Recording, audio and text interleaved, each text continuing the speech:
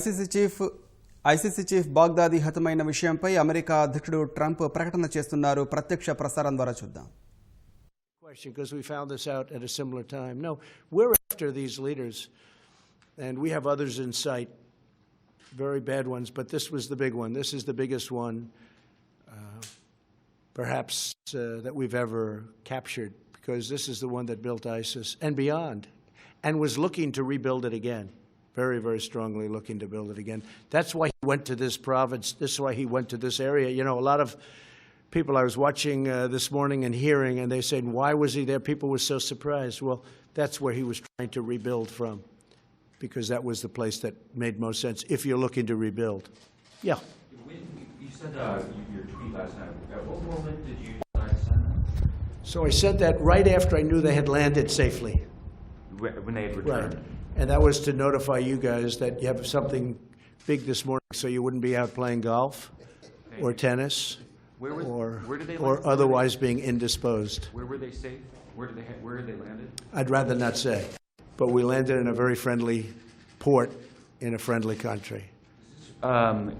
Give you any pause about your decision to withdraw? No, I think it's great. Look, we don't want to keep soldiers between Syria and Turkey for the next 200 years. They've been fighting for hundreds of years.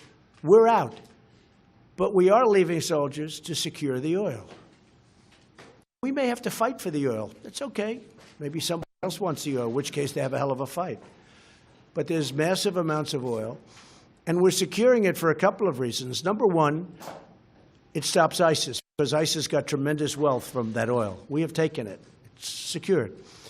Number two, and again, somebody else may claim it, but either we'll negotiate a deal with whoever's claiming it, if we think it's fair, or we will militarily stop them very quickly. We have tremendous power in that part of the world. We have, the airport is right nearby, a very big, very monstrous, very powerful airport, and very expensive airport that was built years ago. We're in that Middle East now for $8 trillion. So we don't want to be keeping Syria and Turkey. They're going to have to make their own decision.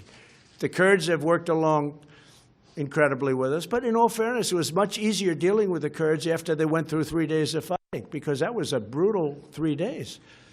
And if we would have said to the Kurds, hey, do you mind moving over 7 miles? Because, they were in the middle mostly.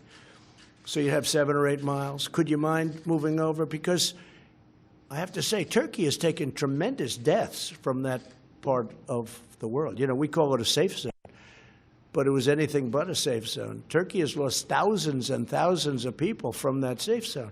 So they've always wanted that safe zone for many years. I'm glad I was able to help them get it. But we don't want to be there. We want to be home. I want our soldiers home or fighting something that's meaningful. I'll tell you who loves us being there. Russia and China. Because while they build their military, we're depleting our military there.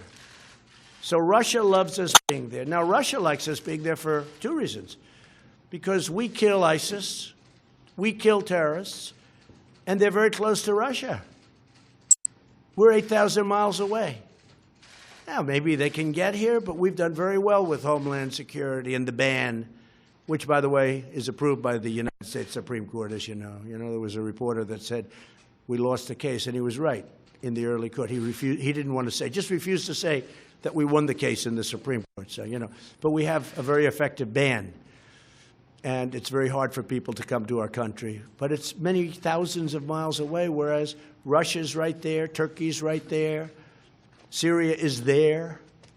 They're all right there. Excuse me, Iran is right there, Iraq is right there. They all hate ISIS.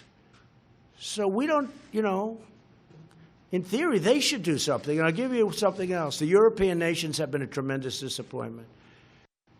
Because I personally called, but my people called a lot, take your ISIS fighters. And they didn't want them.